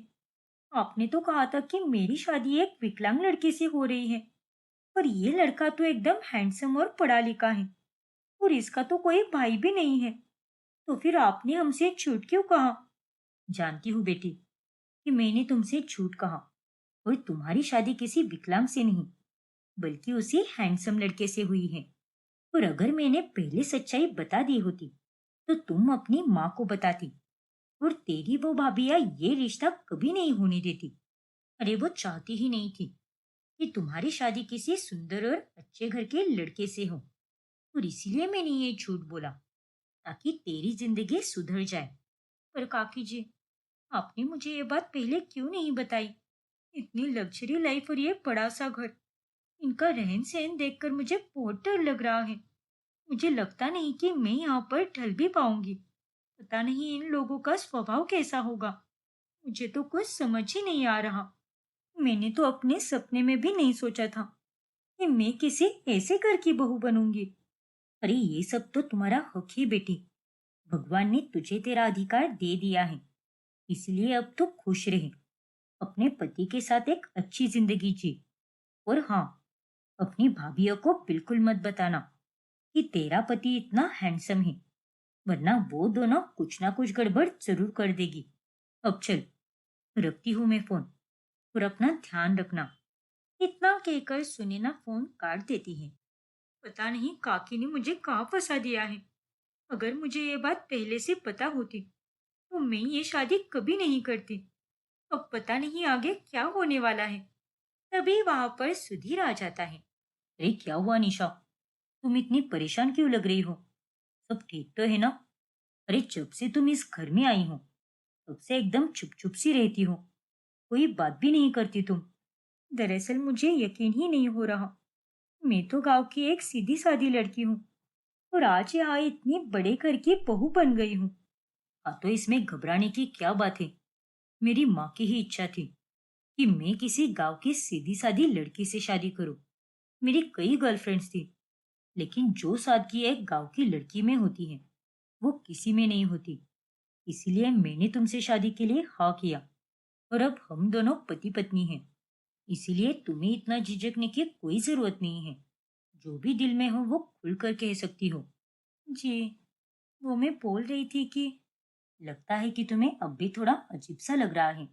चलो कोई बात नहीं, हम अपने रिश्ते को एक नए सिरे से शुरू करेंगे। तुम अपना वक्त ले सकती हो, जान लो समझ लो, फिर हम दोनों साथ में अपने इस रिश्ते को आगे बढ़ाएंगे। जी, आपने ठीक कहा। चलो, अब तुम बेड पर सो जाओ, बहुत रात हो गई है ना, थकी भी होगी तुम। इतना कहकर सुधीर सोफे पर लेट जाता है और निशा बेड की ओर बढ़ती है।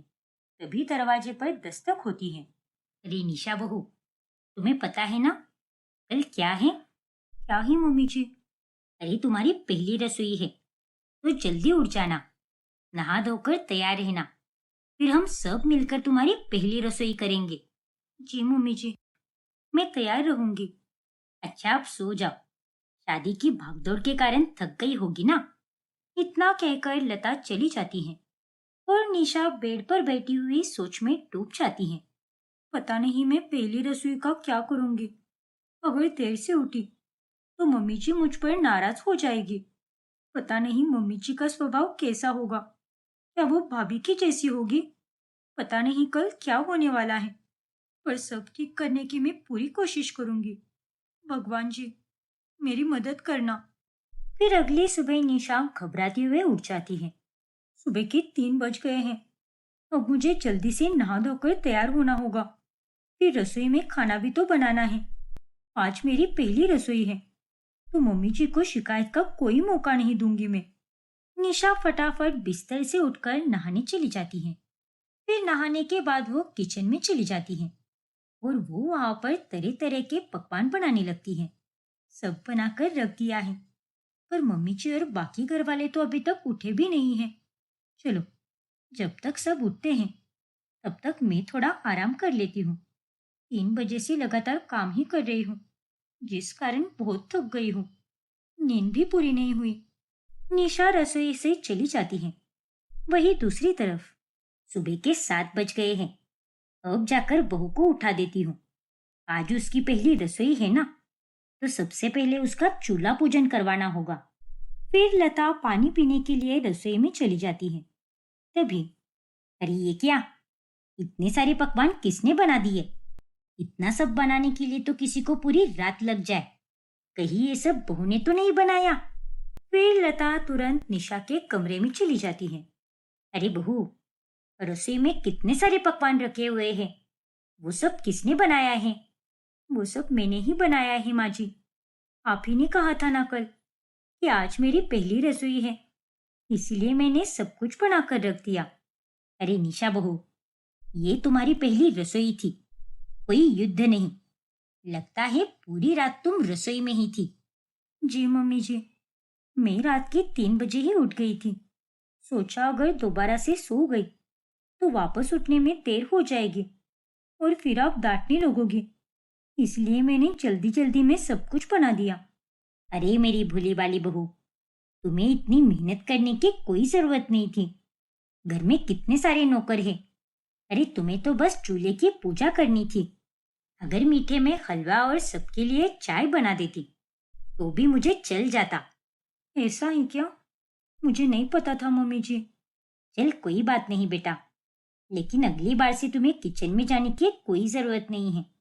कुछ चाहिए होगा तो रामू काका को बोल देना, वो तुम्हारे कमरे में लेकर आएंगे।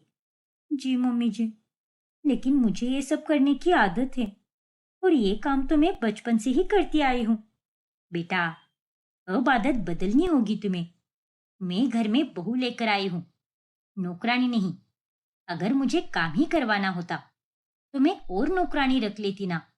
और हाँ, आज मेरी कुछ सहेलियां आ रही हैं तुम्हें देखने के लिए, तो तुम तैयार होकर नीचे आ जाना।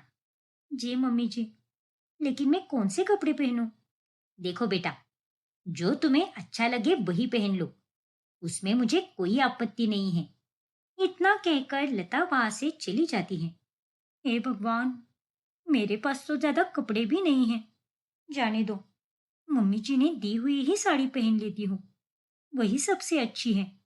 फिर निशा साड़ी पहनकर 16 श्रृंगार करती है और नीचे हॉल में आ जाती है। ये देखो, ये है मेरी निशा बहू, सुधीर की पत्नी। अरे लता, ये तूने कैसी बहू चुनी है? ये तो कोई गांव की गवार लग रही है। जरा इसकी फैशन सेंस तो देख। अरे आजकल कौन सी लड़की इतनी भारी भरकम साड़ी पहनती है? मुझे तो लगता है कि तूने अपने बेटे की शादी गलत जगह कर दी।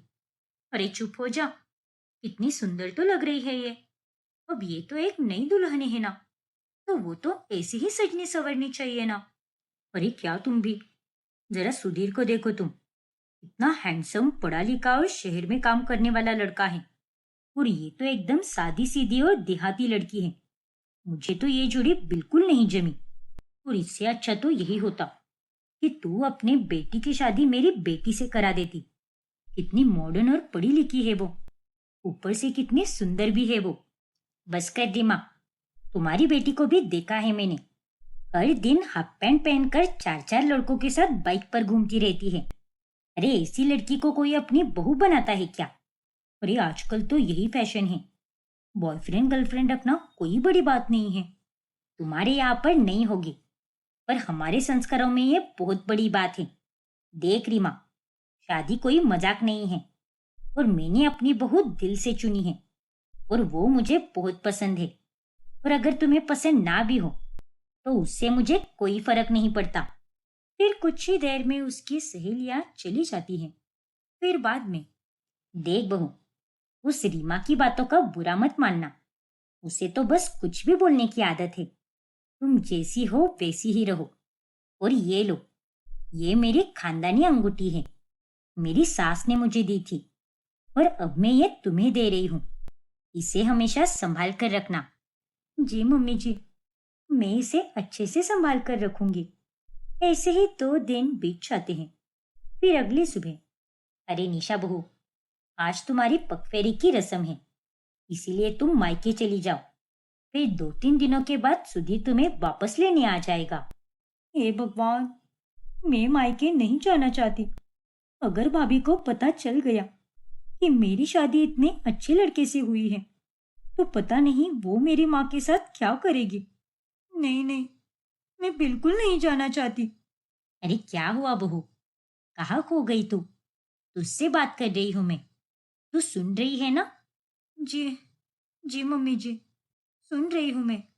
तभी वहां पर सुधीर आता है।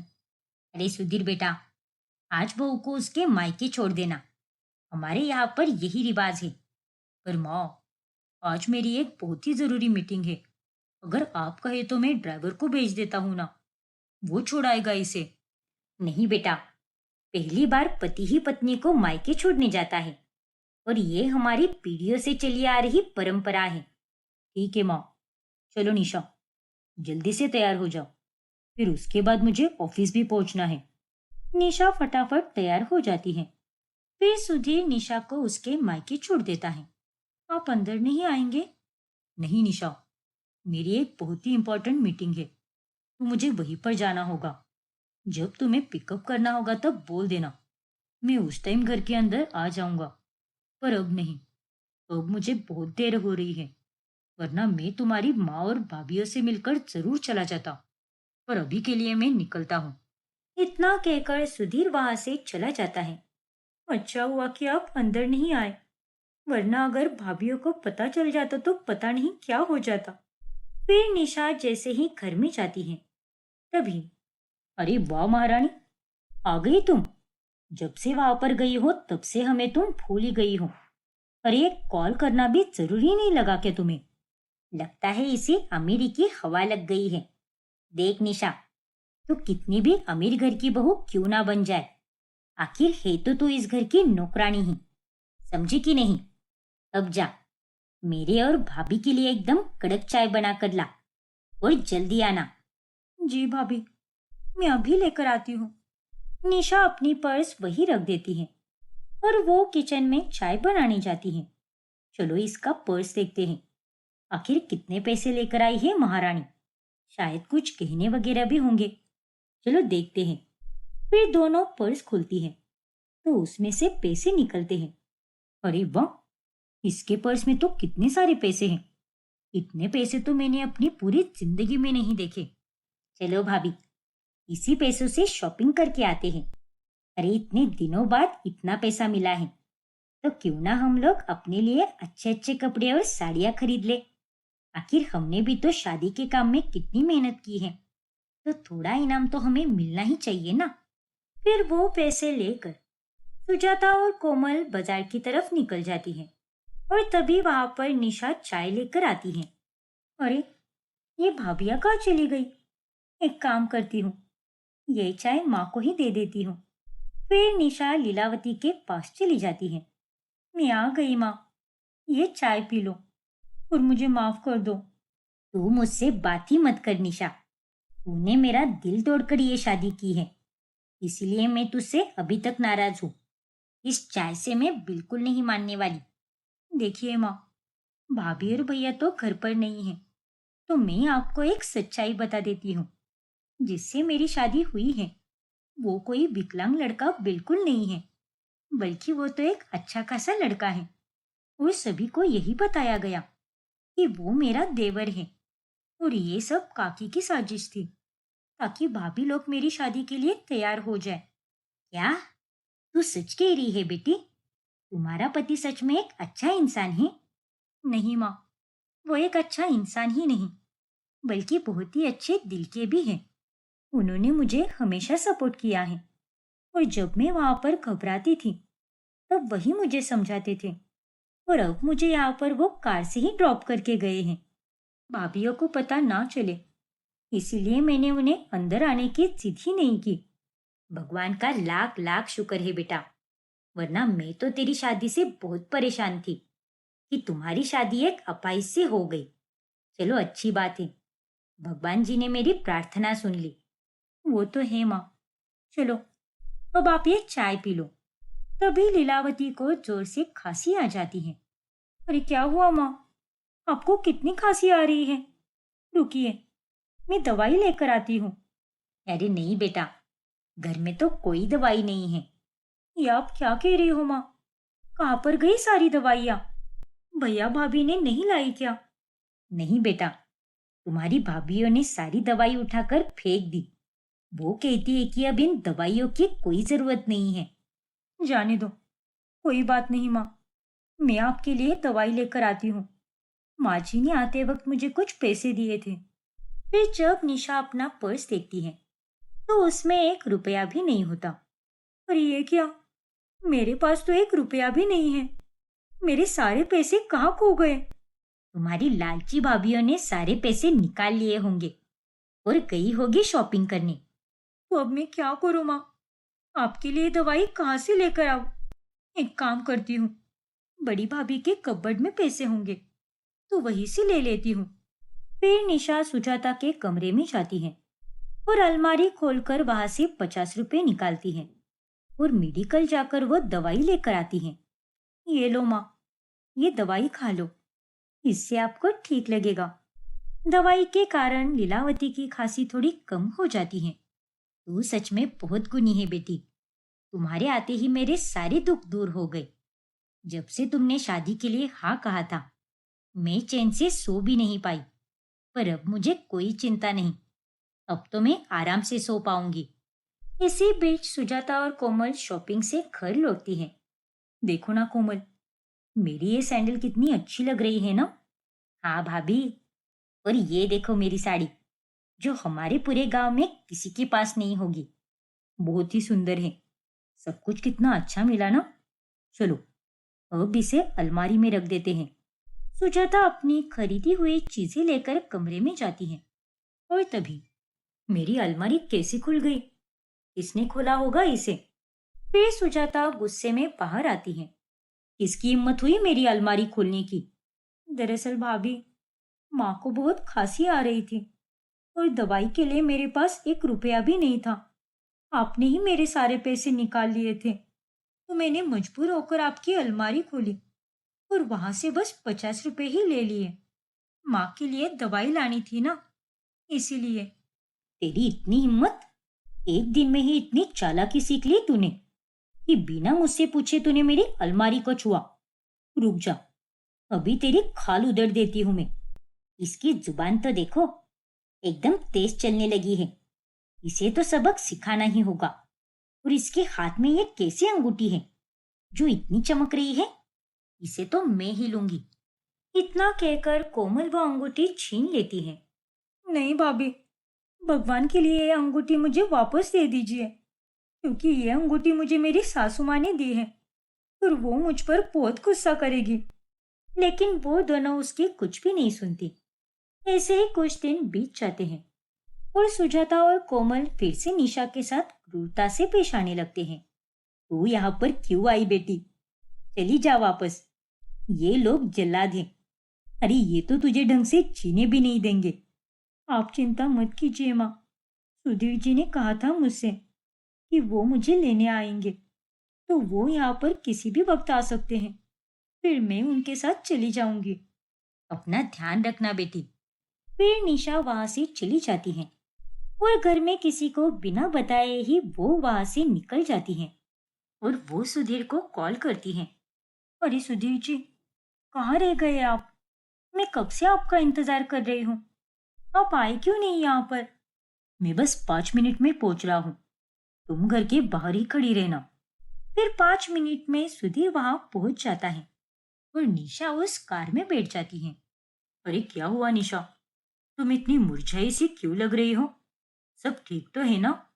हाँ सुधीर जी, सब ठीक है, बस तबीयत थोड़ी खराब सी लग रही है। फिर घर पहुंचने के बाद, अरे ये क्या, तुम्हारे हाथ पर ये निशान कैसे आए और आंखों के नीचे ये काले घेरे क्यों है भला?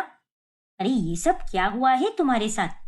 कुछ नहीं मम्मी जी, वो कल बाथरूम में मेरा पैर फिसल गया था और मुंह के बल गिर गई और ये उसी की चोटें हैं। देखो माँ, अगली बार इसे मायके मत जाने देना। देखा ना, इसकी क्या हालत हो गई है। 2 दिन में ही ये कैसी लग रही है। अरे नहीं नहीं, ऐसा कुछ भी नहीं है। ये सब तो बस पैर फिसलने के कारण हुआ है। जैसा आप सोच रहे हो वैसा कुछ भी नहीं है। इतना कहकर निशा अंदर चली जाती है। जरूर ये हमसे कुछ छुपा रही है और मुझे इसका पता लगाना ही होगा। क्या हुआ निशा, तुम इतनी परेशान क्यों लग रही हो? नीचे भी माँ ने तुमसे कुछ पूछा था, लेकिन वहां पर भी तुम कुछ ठीक से नहीं बोल पाई, फिर ऐसे ऊपर चली आई। सब ठीक तो है ना? हाँ, सब ठीक है। बस माँ की तबीयत थोड़ी ठीक नहीं थी ना, इसीलिए थोड़ी परेशान हूं मैं। बाकी और कोई बात नहीं है। तभी निशा का फोन बजता है। हे भगवान, भाभी का कॉल आ रहा है। मैं तो उन्हें बिना बताए ही चली आई हूँ। शायद इसीलिए कॉल कर रही होंगी। जाने दो, मैं उनसे बाद में बात कर लेती हूँ। कोई अर्जेंट है तो बात कर लो ना। अगर बाहर जाना है तो बाहर जाके बात कर लो। ठीक है, मैं अभी बात करके आती हूँ। ऐसा भी कौन था फोन पर जो ये मेरे सामने बात नहीं कर सकती थी? अरे तुम में से बिना बताए क्यों चली गई? अब बाकी घर का काम कौन करेगा? और जाते समय तुमने कुछ पैसे भी नहीं दिए। पैसे? मेरे पास पैसे नहीं थे भाभी, और जितने भी थे वो तो आपने ही निकाल लिए ना। और अब मेरे पास 1 रुपया भी नहीं है। देख निशा, तेरी माँ की हालत बहुत खराब है। उन्हें अस्पताल में एडमिट करना होगा, इसीलिए जल्दी से 50,000 भेज दे और मैं आज शाम को तेरे भैया को भेज दूंगी। तब तक सारा इंतजाम कर लेना। ये आप क्या कह रही हो भाभी? मेरे पास तो 5 रुपए भी नहीं है। फिर मैं आपको 50,000 रुपए कहाँ से दूंगी? नहीं नहीं, मैं ये नहीं कर पाऊंगी। ज्यादा नाटक मत कर। अब तो तू करोड़ों की मालकिन है ना, तो 50,000 देने में तुझे क्या दिक्कत आ रही है? जल्दी से पैसे दे दे हमें, नहीं तो देख लेना कि हम तेरे माँ के साथ क्या करते हैं। समझी कि नहीं? अरे नहीं भाभी, ऐसा कुछ भी मत कीजिए, मैं देखती हूँ। फिर अगली सुबह। अरे क्या हुआ निशा, तुम इतनी चिंता में क्यों हो? कुछ चाहिए क्या तुम्हें? नहीं नहीं, कुछ भी नहीं चाहिए मुझे। आप जाइए अपने काम पर। फिर सुधीर वहां से निकल जाता है और निशा अब सोच में पड़ जाती है। अब मैं क्या करूं? 50,000 कहाँ से लाऊं? घर में तो मेरे पास 1 रुपया भी नहीं है, और ये तो मेरी माँ की जिंदगी का सवाल है। पता नहीं मैं क्या करूंगी। शायद माँ जी की तिजोरी में होंगे पैसे। अगर मैं चुपके से निकाल लूंगी तो किसी को कुछ पता भी नहीं चलेगा। तभी वहां पर लता आती है। अरे निशा बहू, मैं अपनी सहेली के घर जा रही हूँ। वहां पर कीर्तन रखा है उसने, तो लौटने में मुझे समय लग सकता है। अगर अर्चना कॉलेज से आ जाए तो उसे नाश्ता दे देना, और ध्यान रखना कि वो खाना खाकर समय पर निकल जाए। उसके एक्स्ट्रा के क्लासेस भी है ना, और ये अर्चना तो ठीक से खाना भी नहीं खाती, इसीलिए उसकी मुझे थोड़ी फिक्र रहती है। जी माँ जी, मैं ध्यान रखूंगी, आप चिंता मत कीजिए। लता मुस्कुराकर वहां से निकल जाती है। अब तो मुझे माँ जी की तिजोरी में से पैसे निकालने ही होंगे, क्योंकि माँ जी भी घर पर नहीं होंगी, तो मैं पैसे आराम से निकाल पाऊंगी। फिर निशा लता के कमरे की ओर जाती है और वो तिजोरी खोलती है। चलो, पैसों का इंतजाम तो हो गया। अब बस किसी तरह भैया को दे दूं, और इस बात की किसी को भनक तक नहीं लगनी चाहिए। ठीक उसी समय घर के अंदर अर्चना आती है। अरे भाभी, कहाँ पर हो आप? मैं कॉलेज से आ गई हूँ, जल्दी से मेरे लिए खाना लगा दो ना। हाँ अर्चना, अभी देती हूँ, तुम फ्रेश हो जाओ। वो मुझे एक काम है ना, तो मैं थोड़ी ही देर में आती हूँ। तभी निशा को सुरेश का फोन आता है। क्या हुआ निशा, जल्दी से घर के बाहर आओ। मैं यहाँ पर और इंतजार नहीं कर सकता। हाँ ठीक है भैया, आप रुकिए, मैं अभी लेकर आती हूँ। तेज कदमों से निशा घर के बाहर चली जाती है। तभी खिड़की पर खड़ी अर्चना सब देख लेती है। अरे, ये कौन है जिसे भाभी पैसे दे रही है? शायद कोई अजनबी है। मुझे तो ठीक से कुछ दिख भी नहीं रहा, लेकिन भाभी उसे पैसे क्यों दे रही है? अरे कितना वक्त लगाया तुमने? चलो अब जल्दी से पैसे दे दो। देखिए भैया, मैं आपसे हाथ जोड़कर विनती करती हूँ, माँ को अच्छे से रखना, उन्हें कुछ मत होने देना। मैंने सारा इंतजाम कर लिया है। देखो निशा, अगर तुम इसी तरह टाइम पर पैसे देती रहोगी तो मैं माँ का ध्यान भी अच्छे से ही रखूंगा। तुम्हें उनकी चिंता करने की कोई जरूरत नहीं होगी। वही दूसरी तरफ जब लता तिजोरी खोलती है तभी, अरे मैंने तो यहीं पर 50,000 रुपए रखे थे, पर अब मुझे वो क्यों नहीं मिल रहे? मैंने तो सब जगह देख लिया, पता नहीं कहाँ चले गए। और मुझे तो अच्छे से याद है कि मैंने वो पैसे यहीं पर रखे थे। तभी वहां पर अर्चना आती है। अरे मम्मी, मैंने खिड़की से भाभी को देखा, वो किसी आदमी को पैसे दे रही थी, लेकिन मैं उसका चेहरा कुछ ठीक से नहीं देख पाई। पर मैंने उन्हें उस आदमी को पैसे देते हुए देखा है। देखो अर्चना बेटा, तुमने जो भी देखा वो मुझे बता दिया, पर यह बात तुम अपने भैया से बिल्कुल मत कहना। तेरे भैया भाभी का रिश्ता खराब करने का काम मत करना।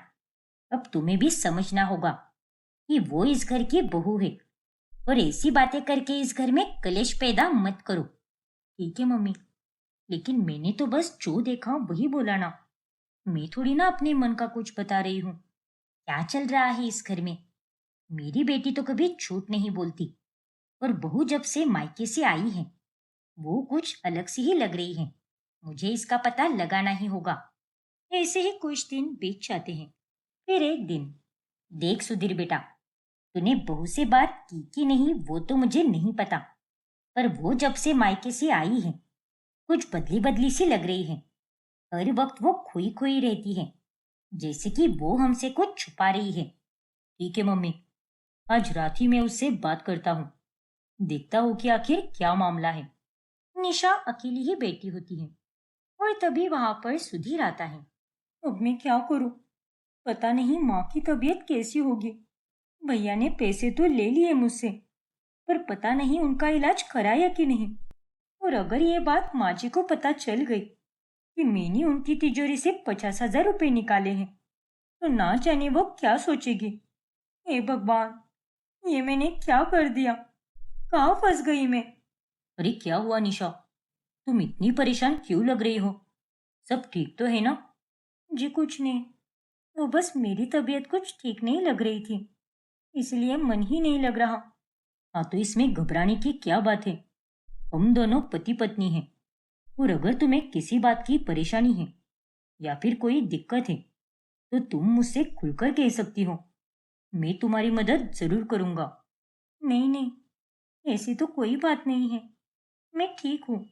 देखो निशा, आज माँ भी मुझसे कह रही थी कि पिछले कुछ दिनों से तुम कुछ बदली बदली सी लग रही हो।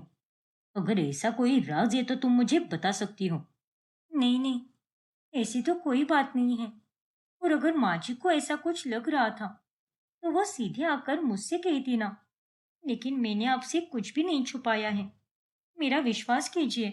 अच्छा ठीक है निशा, अगर तुम्हें नहीं बताना तो मत बताओ, लेकिन जब तुम्हारा मन करे तब तुम मुझसे खुलकर बात कर सकती हो, वो भी बिना डर के। इतना कहकर सुधीर सो जाता है। हे भगवान, ये मैं क्या कर रही हूँ? ये लोग तो कितने अच्छे हैं, और मैं उनके साथ क्या क्या कर रही हूँ? पर मैं और करती भी क्या? मेरी माँ की जान खतरे में थी और मेरे पास और कोई चारा नहीं था। फिर आधी रात में अचानक से निशा का फोन बजता है। फिर निशा उस फोन को उठाकर जल्दी जल्दी में कमरे के बाहर चली जाती है, और तभी सुधीर की नींद खुल जाती है। इसे तो वापस कॉल आया और ये फिर एक बार कमरे के बाहर चली गई। आखिर क्या बात है? जरूर कुछ गड़बड़ है। कोई तो ऐसी बात है जो ये हमसे छुपा रही है। देखो निशा, तेरी माँ को अस्पताल ले गए थे हम, पर उसकी एक किडनी डैमेज हो गई है, तो हमें उनका किडनी ट्रांसप्लांट करना होगा, और तुम्हें उसके लिए पूरे 6 लाख रुपए देने होंगे, वो भी कल शाम से पहले, वरना हम तुम्हारी माँ की ट्रांसप्लांट नहीं करा पाएंगे और उसकी मौत की जिम्मेदारी तुम्हारी होगी। ये आप क्या कह रही हो भाभी? इतने पैसे मैं कहाँ से ला कर दूं? 6 लाख तो क्या, मेरे पास तो 1 रुपया भी नहीं है। तो मैं आपको पैसे कहाँ से दूंगी?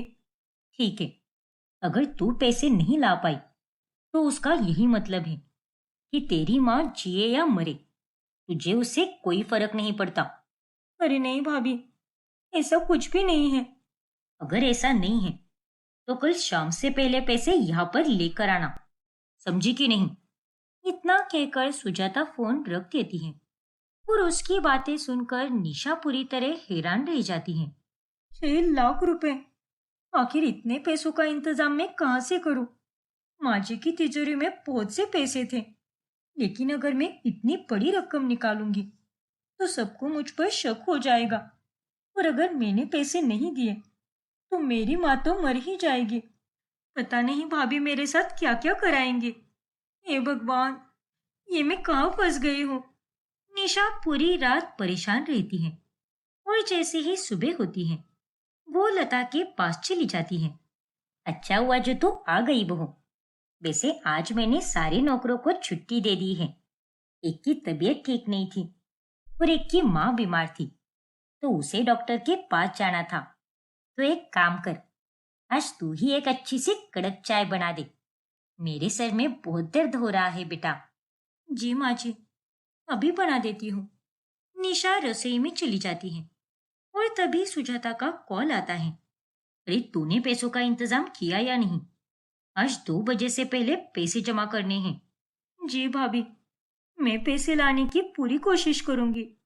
पैसे लेकर ही आना, वरना आज तेरी माँ की अंतिम सांस होगी और उसकी जिम्मेदार तू होगी। निशा फोन पर बोलने में व्यस्त होती है और इसी बीच चाय का पतीला जल जाता है। अरे ये किचन से कैसी बदबू आ रही है? लगता है कुछ चल रहा है, अभी जाकर देखती हूँ। तभी लता रसोई में चली जाती है। अरे तू ये क्या कर रही थी बहू? पूरा पतीला जला दिया तूने। और तेरे हाथ की अंगूठी कहाँ गई, जो मैंने अपनी खानदानी अंगूठी दी थी? दरअसल माँ जी, नहाते समय वो अंगूठी गिर गई थी, इसलिए मैंने उसे अलमारी में रख दिया।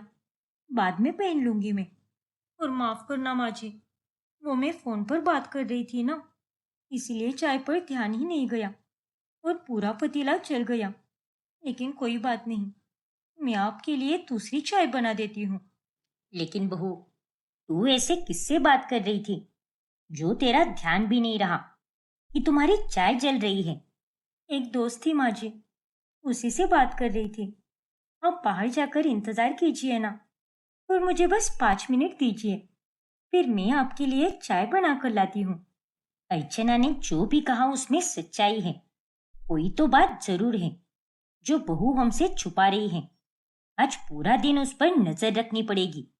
लता वहां से चली जाती है और वो एक कमरे में छिप जाती है। अब मैं भी देखती हूँ बहू कि तू घर में क्या क्या करती है। अरे मम्मी जी तो कहीं दिखाई भी नहीं दे रही।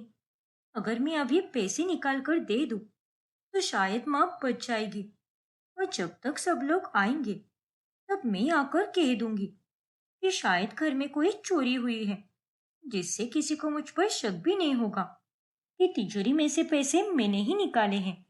फिर निशा लता के कमरे में जाकर तिजोरी खोलकर 6 लाख रुपए निकालने लगती है और ये करते हुए उसे लता देख लेती है। इसका मतलब मेरी बेटी सच कह रही थी। पहले 50,000 रुपए गायब हो गई और अब तो ये पूरे 6 लाख रुपए निकाले जा रही है। पता नहीं कहाँ लेकर जा रही है ये पैसा, लेकिन मैं इसका पता लगा के ही रहूंगी। फिर लता सुधीर को फोन करती है। अरे कहाँ पर हो सुधीर बेटा, जल्दी से आ जाओ, मुझे घर पर कुछ अर्जेंट काम है। ठीक है मम्मी, बस 5 मिनट में पहुंचता हूँ। फिर कुछ ही देर में वहां पर सुधीर आ जाता है। अरे क्या हुआ मम्मी, आपने मुझे इतनी जल्दी क्यों बुलाया? अब मैं तुझे क्या बताऊं बेटा, बहू अभी अभी 6 लाख रुपए निकाल कर गई है, तो हमें उसका पीछा करना चाहिए। क्या? 6 लाख रुपए? तो फिर आपने उसको रोका क्यों नहीं? नहीं बेटा, आज मुझे पूरी सच्चाई जाननी है कि आखिर उसके दिमाग में क्या चल रहा है। ठीक है माँ, चलो। फिर वो दोनों निशा का पीछा करते करते निशा के घर तक पहुंच जाते हैं। अरे ये क्या भाभी, माँ तो यहाँ खाट पर सोई हुई है। तो आप लोगों ने मुझसे झूठ क्यों बोला कि माँ अस्पताल में है? आपने मुझसे 50,000 रुपए मंगवाए और अब तो ये 6 लाख रुपए मंगवाए। आखिर आप मुझे इतना बड़ा धोखा कैसे दे सकते हैं? अरे अब तो तू मालकिन बन गई है ना, वो भी करोड़ों की मालकिन। तो हमें भी ऐश करनी होगी ना। और मैं तो अब खुद के लिए एक डायमंड सेट बनवाऊंगी और मुझे तेरी माँ से कोई फर्क नहीं पड़ता। अरे इन पैसों में तो हम एक अच्छा सा घर लेंगे। तूने तो हमारी किस्मत बदल दी। भगवान के लिए ऐसा मत कीजिए भाभी। अगर मेरे ससुराल वालों को पता चल गया कि वो पैसे मैंने निकाले हैं तो वो लोग तो मुझ पर बहुत अत्याचार करेंगे। मैं आप लोगों से हाथ जोड़कर विनती करती हूँ कि ये पैसे मुझे वापस लौटा दीजिए। अच्छा, तो बहू ये सारे पैसे अपने भाई और भाभी को दे रही थी। पहले तो वो 50,000 रुपए और अब ये 6 लाख रुपए। अरे हमें तो पता भी नहीं था कि इसके भाई भाभी इस पर इतना टॉर्चर करते हैं। देखिए भाभी, वो 50,000 रुपए है वो आप अपने पास रख सकती हो, पर ये 6 लाख रुपए मुझे वापस ले जाने दो।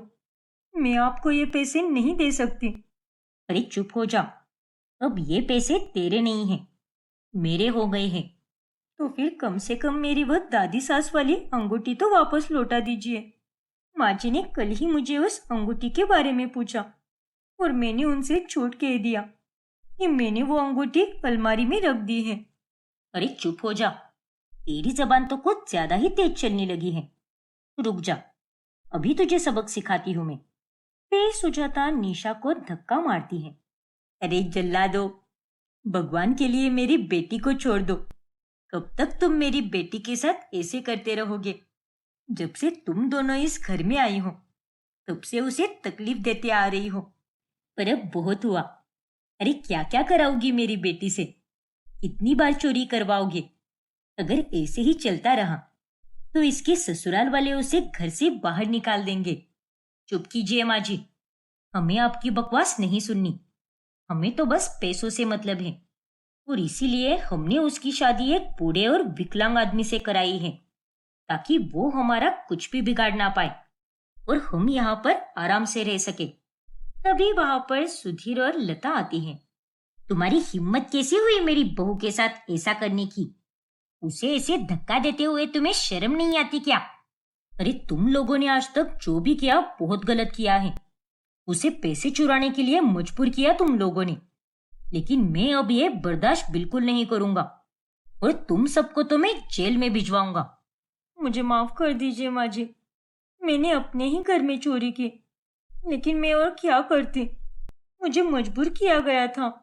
शांत हो जाओ बेटी, तुमने कुछ बुरा नहीं किया है, इसीलिए तुम्हें माफी मांगने की भी कोई जरूरत नहीं है, क्योंकि असली गलती तो इन लोगों की है जो तुम्हें ये सब करने के लिए मजबूर कर रहे थे। अगर माफी ही मांगनी है तो उन्हें मांगनी चाहिए।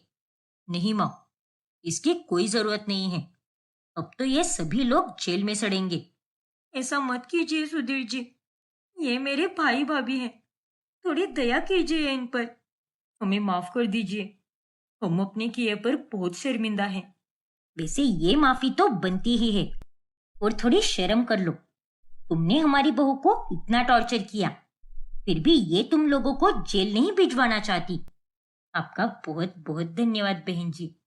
आपने मेरी बेटी को अपनी बेटी समझा और उस पर आपने दया दिखाई।